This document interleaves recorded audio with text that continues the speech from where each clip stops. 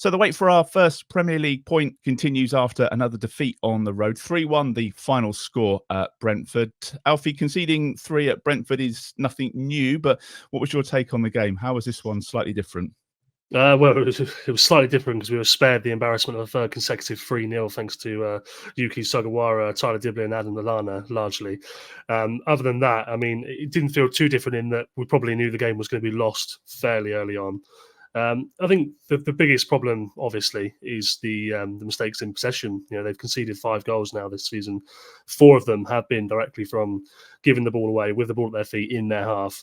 The other one was a set play, obviously, from a long throw in the second half at Brentford, which will be equally as disappointing. I think they pride themselves on being good at throw-ins and set plays and things like that.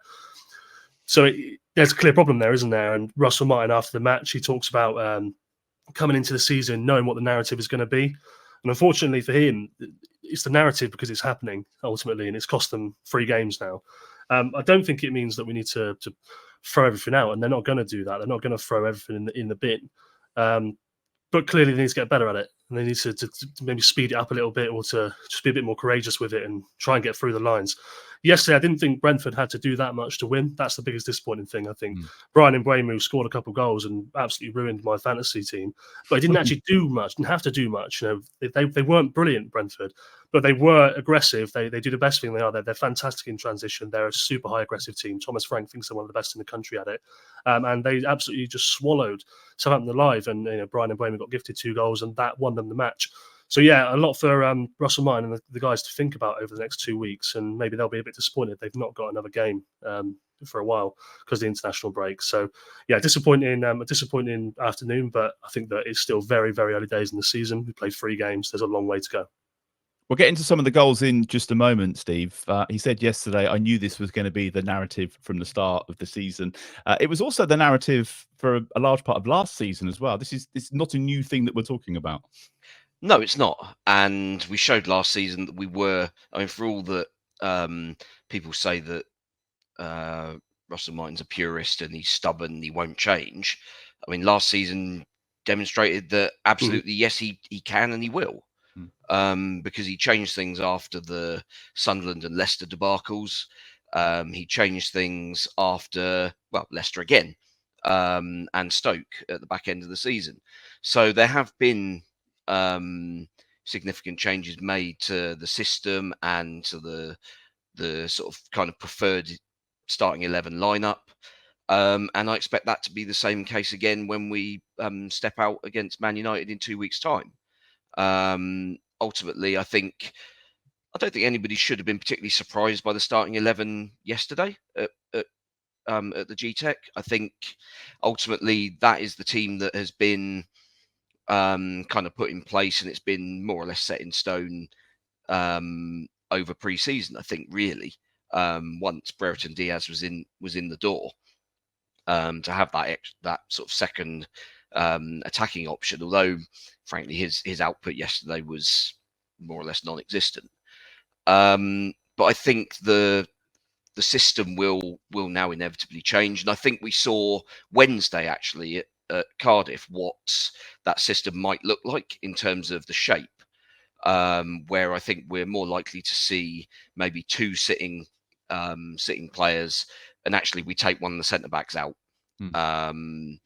And it'd be interesting to see which one that is, because I think there's obvious evidence of which one it may be, as you're about to allude to. Well, yeah, given the substitution yesterday, maybe Harwood-Bellis is the one, which I think would be a surprise to most.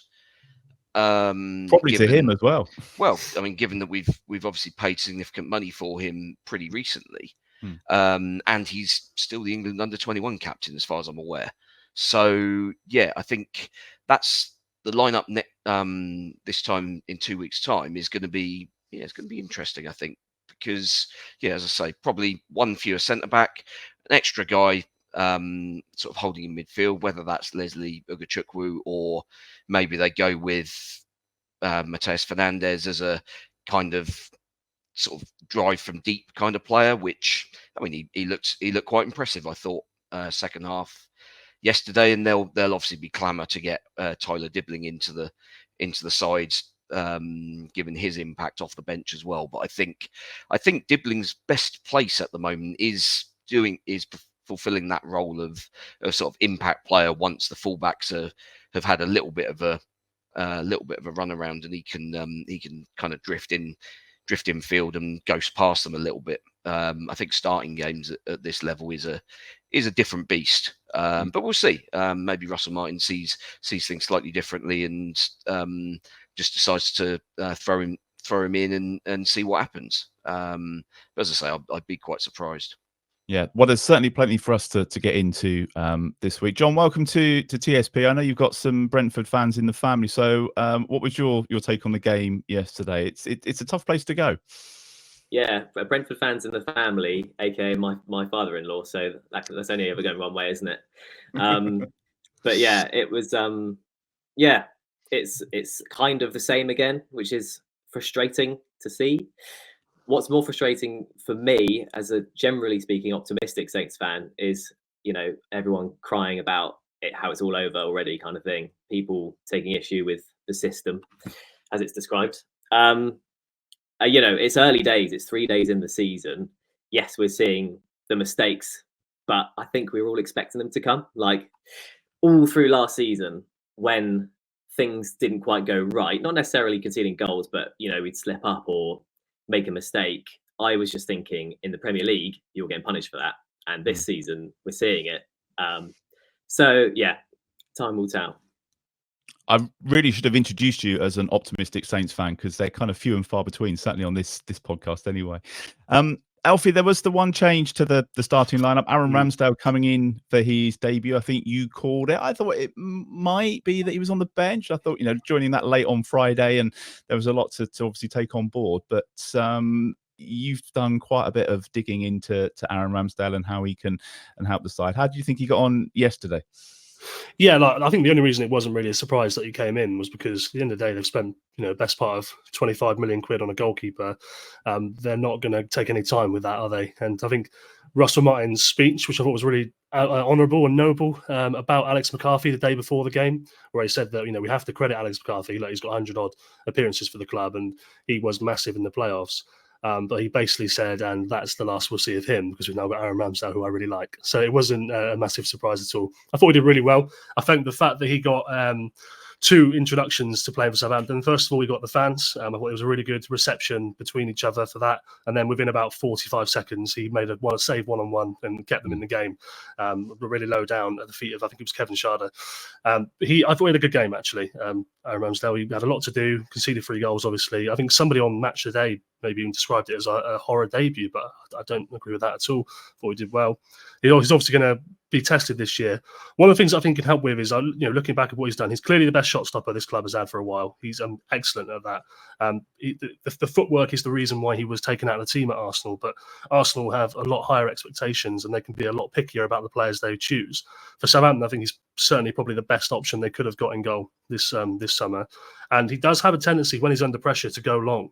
He doesn't tend to sort of mess around with it too much. And I wonder if that's going to be something that's coached out of him, whether that's something that Russell Martin says that that's what he does.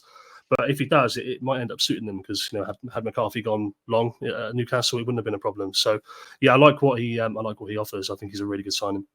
There were a couple of long balls yesterday, Steve. I think they were highlighted on the telly last night. Didn't really come to much, ended up with us losing possession. Do you think that that's going to be something they'll be working on over the next couple of weeks, is distribution and getting him on board with how Russell wants to play? Yeah, definitely. I think the kind of areas where you want the direct balls, you've got to be targeting the right players. So anything that goes kind of through the middle towards Adam Armstrong, say, up against a 6'5" centre half. I mean, that's a wasted effort, isn't it? If you're going wide to either Brereton Diaz or to Aribo, as we did on a couple of occasions yesterday, then okay, fine. They're both big. They're both good in the air. There's a chance there that you're going to win possession and retain possession, and but you're still reliant on the second ball going exactly where you intend to, which in a contested aerial ball you can't really legislate for where it's going to end up second ball. There's always a little bit of fortune either way on that front. So I do think the one thing that was actually the most impressive for me about Ramsdale's distribution yesterday was the mid-range stuff. There were a couple of sort of underarm bowls out through gaps between midfielders into, I think one came into Downs in the second half. There was one possibly to Stevens in the first when it was still 0-0 and we still kind of had our heads a little bit. So that's kind of the sort of thing that I think we'll be looking for more of. It's the breaking the lines passes that is the key. That's ultimately what Gavin Bazunu was really, really good at, was being able to not just being able to execute those passes, but having the confidence to do it. I'm sure Alex McCarthy can pass the ball 30 yards. I don't think that's a problem. I think if you gave him the ball and said, "I'll go and run 30 yards away, pass it to my feet," he'll absolutely be able to do it. But it's the situational stuff, isn't it? And I think that's where Ramsdale's confidence and obviously having played at a much bigger club as well and at a big level, I think that will come to the fore. At least I hope anyway. I hope we don't kind of drum all of that out of him and suddenly the confidence shatters away and he ends up the only thing he ends up doing is getting a bad back from picking the ball out of the back of the net. Is it twice he's been relegated already? I kept seeing that coming round this week. So Bournemouth and Sheffield United, but he did win Player of the Season on both occasions. Right. Okay. So it wasn't his fault.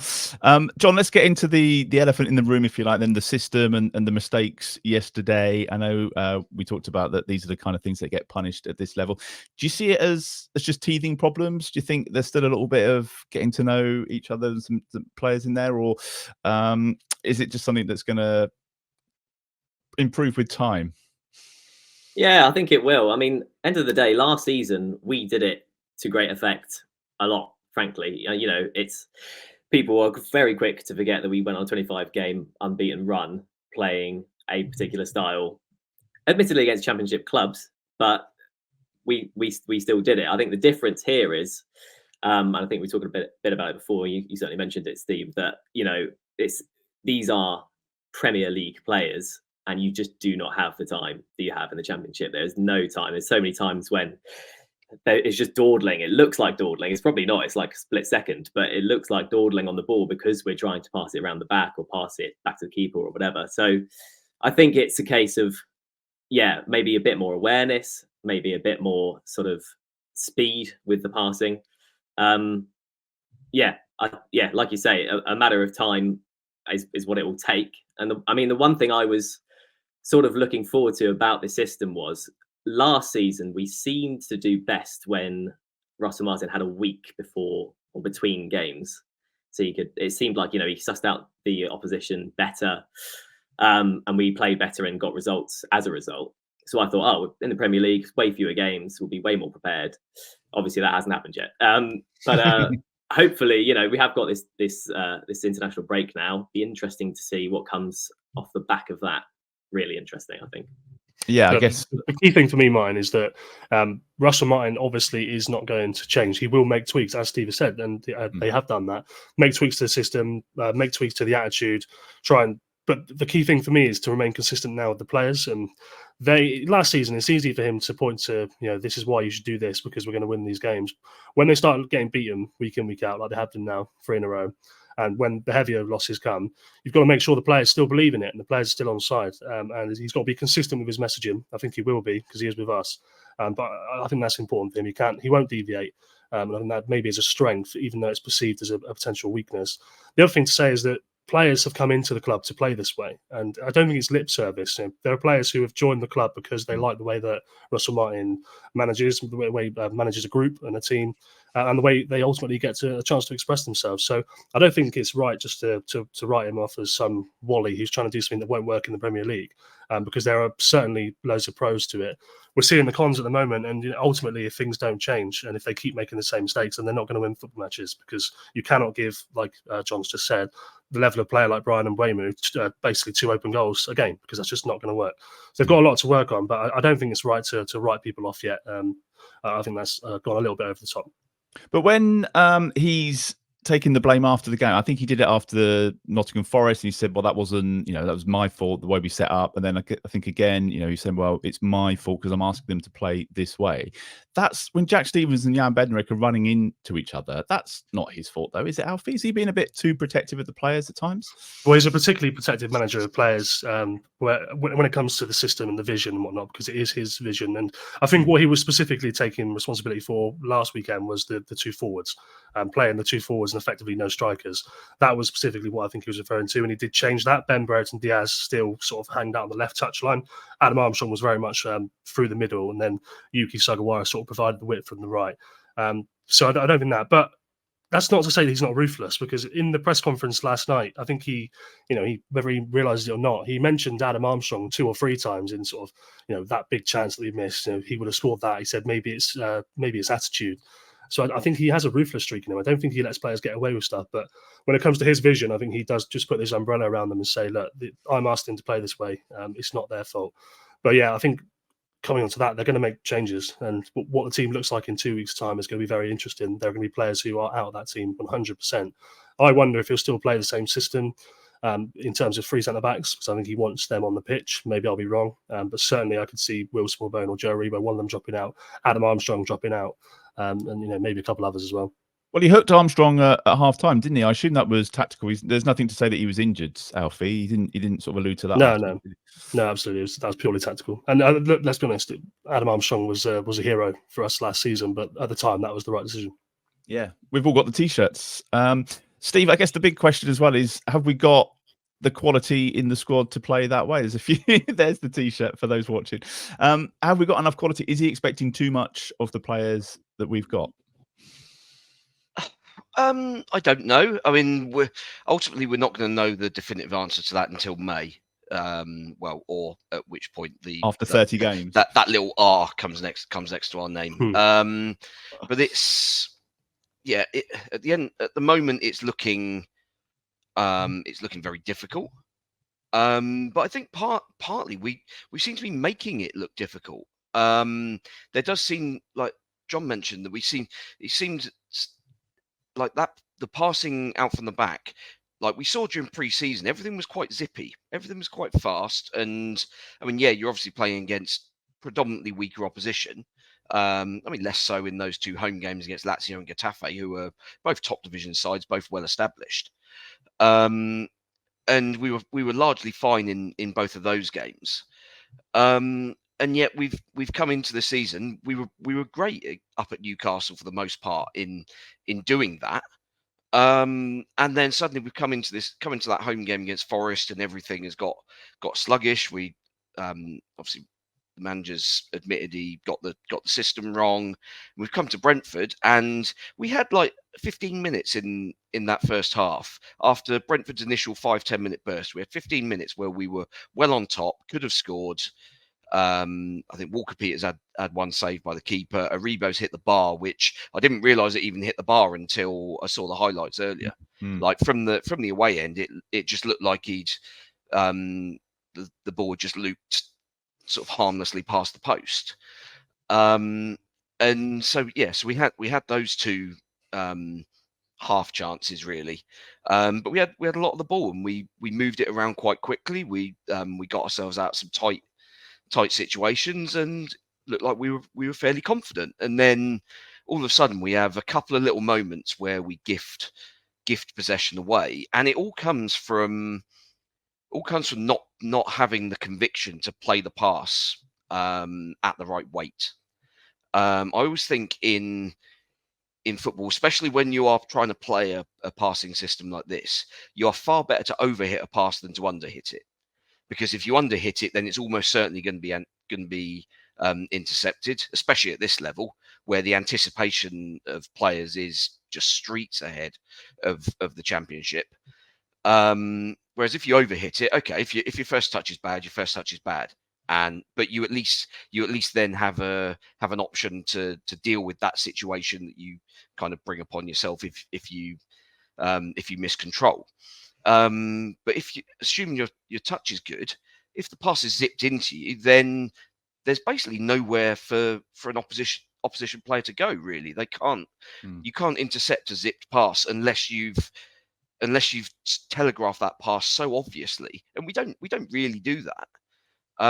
So that's the frustration for me. That, I mean, especially that first goal, Stevens has played a backwards pass to Harwood-Bellis, where he's got kind of a player at his sort of 10 o'clock and a player at his 2 o'clock. And okay, it's the pass there is fine. He's happy to receive it there, but it's not played with enough pace that he can play a first time pass through the middle of those two. The only option he's got is to kind of come back the way it's come, or to then turn and go back to the keeper. And he kind of tries to do the former, but doesn't quite get it right. The pitch was surprisingly dry, which may be Brentford's kind of deliberate act to stop us playing those zip passes, perhaps. Because I mean, I'm sure Thomas Frank thinks about that sort of level of detail. Yeah, of course.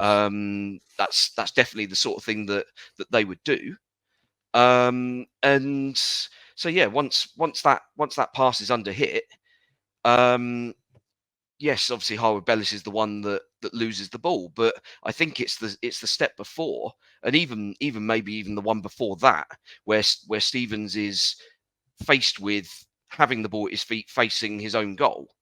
When actually, ideally, you want somebody in that, because he drifted into the holding midfield role. You want him to be on the half turn, and that's basically where Matheus Fernandes brought such a refreshing change at the start of the second half, because suddenly now he was receiving the ball, and he was, as the ball got to his foot, he was already turned and ready to go the other way, and that seemed to surprise Brentford for the first 5-10 minutes or so. So I think having the ability to do that rather than necessarily just playing lazy's not the right word, but it's just they just don't have the conviction in their own passing at the moment, which is weird given the possession numbers that we've had already this season and the whole of last season. Is this the tension that he keeps referring to, though, Steve?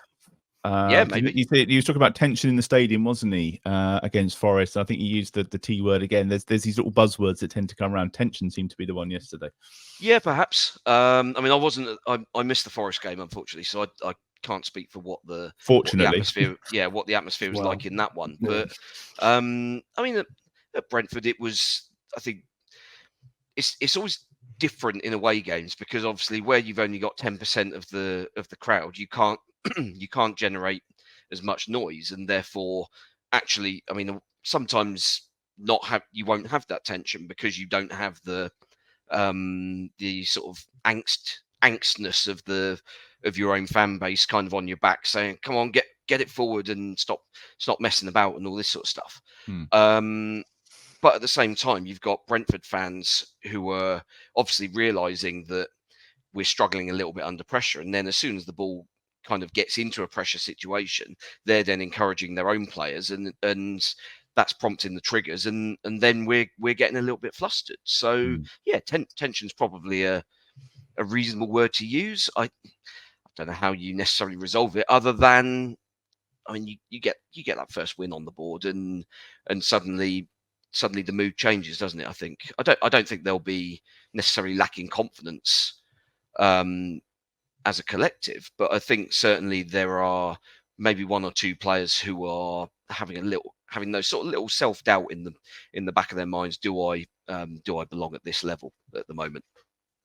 I guess the thing is, Jon, if you're going to stick with the principles and the way we're playing, then it's the personnel that's got to change. And the subs were interesting yesterday. Adam Lallana, Tyler Dibbling. We mentioned Fernandes a little bit. There's some good options coming off the bench. There's some good options maybe to start the next game.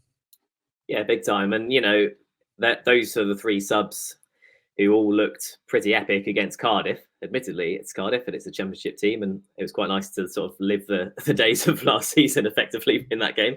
But yeah, and there's so much hype about Dibbling for obvious reasons. I mean, just the way, if you just isolate it to just the way that he drives at teams and sort of gets away with it, which I don't know if even is the right expression for what he does, but that's enough to get any fan of any club excited, to get that progression effectively into that final third. So, I mean, him alone comes with a caveat with he's only 18. You know, he's not very experienced yet, but it's one of those, if you're old, you know, if you're good enough, you're old enough. Fernandez surprised me, probably because I just didn't know anything about him when he came in. But he's obviously come in, started a game, scored a goal, looks well up for it. Like you were saying, Steve, getting the half turn and progressing the ball as well. So those two on their own look particularly dangerous. And then you've got Adam Lallana as well, who's also been a bit of a surprise for me because, everyone's going, he's 36 now. He's done his days. He's come in as sort of a coach, but also a player. And he looked so competent, admittedly, again, against Cardiff, but he did look really competent and also look competent against Brentford and obviously, set up Sugawara's goal. So, yeah, you do look at it and you go, well, there's three players, a whole midfield, if you want, which obviously won't all play together, but, who can come in and do a job and are all sort of on a bit of a high, if only for that sort of second half sub appearance and the Cardiff game. We should talk about the goal, Alfie, because as far as consolation goals go, that was pretty decent. And as John said there, Adam Lallana pretty much involved in that, and it was a decent goal. It's a shame it just didn't count for anything. Yeah, it was a decent goal. Good finish from Sugawara.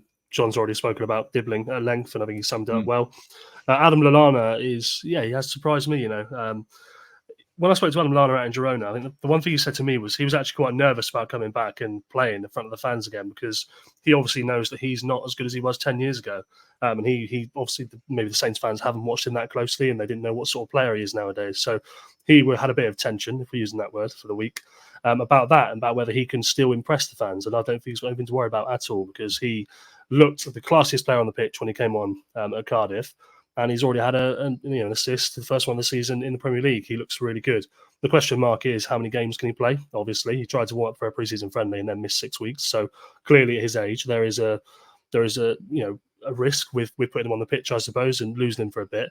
But he is somebody who I think they can trust. The other thing about that is if it all falls to, I was going to say a swear, but if it all falls to a mess at some point in that dressing room, it's going to be Jack Stevens and Adam Lallana who are the ones who are pulling it together. They're the two. So I think if you have one of those on the pitch at any given time, you've got a real leader and somebody who the younger lads can turn to. So, yeah, Adam Lallana, I've been really impressed by in the short spells we've seen him, and hopefully he'll get another sort of 30 minutes against Man United. We've definitely missed those voices. So he's always talking to the players. He's always, a lot has been made about it anyway. Yeah, but you see on the pitch side unseen videos or around the game, he's always talking to the young guys. And that can only help. We're going to look back at the Cardiff game in just a moment. Anything else I've missed about that dismal defeat? Anything else from the weekend? The only thing I thought from the system perspective was just the setup on the right. I mean, Sugawara did a good job kind of getting forward on the occasions where we were attacking in that first half. The one concern I had with the way we were setting up was that when we lost the ball, he was always 2 against 1 because while you got Brereton Diaz out on the left to give Walker Peters a bit of support, we had nobody out on the right. And so it was always a case of, well, someone from centre midfield has got to get over there. And all they were doing was basically putting us in a holding pattern. They were still allowing Brentford to progress the ball 60 yards up the pitch up until kind of the corner of our penalty area, at which point someone would then engage. But there was nobody on that right-hand side in midfield to kind of stop the ball at source. I mean, Harwood-Bellis took a booking in the first half, basically because we lost the ball and there was a fast turnover and there was a danger that the ball was going to be played in behind for Amo-Ameyaw to run onto. And that all came because there wasn't somebody in that space to offer a bit of protection. So I think, when we talk about what we're going to do for the Man United game, I think any system change has got to look at making sure that, obviously we know that the centre backs need protection, but we also need to make sure the fullbacks aren't completely overexposed. Walker Peters, we know, is good enough to cope in certain circumstances, but we're playing him on his weaker side, and it is still the level up, and we know that he is of a certain level as a defender, but he's not necessarily the greatest defensive fullback. So there's a hell of a lot in Russell Martin's in tray, isn't there? Yeah, there's a lot for us to discuss later as well with Walker Peters and whether he starts on the left or the right. I don't know if you saw the fun fact of the day yesterday that Saints have lost their first 3 games in the Premier League for a record 6th time. It was 93, 94, 97, 98, 98, 99, 01, 02, and 12, 13. However, we have avoided relegation on each of those previous 5 occasions. So if there's something you want to cling on to, we've been in this situation before, and it's been all right.